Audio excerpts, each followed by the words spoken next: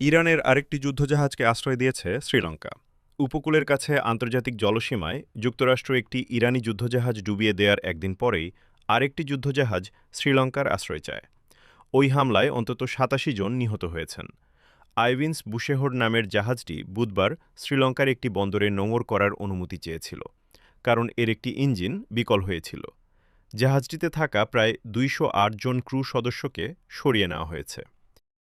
Dasa අපි මේ පිළිබඳ අධ්‍යයනය කරමින් හිටියා කොහොමද කළ යුතු වන්නේ අපි සාකච්ඡා කරමින් හිටියා අපේ විදේශ සමාජතුමා ඉරානයේ විදේශ සමාජතුමාත් එක්ක සාකච්ඡා කරා শ্রীলঙ্কার প্রেসিডেন্ট অনুরা কুমারা দিসানায়েকে বলেন, মানবিক মূল্যবোধ রক্ষায় তারা কখনো দ্বিধা করবে না।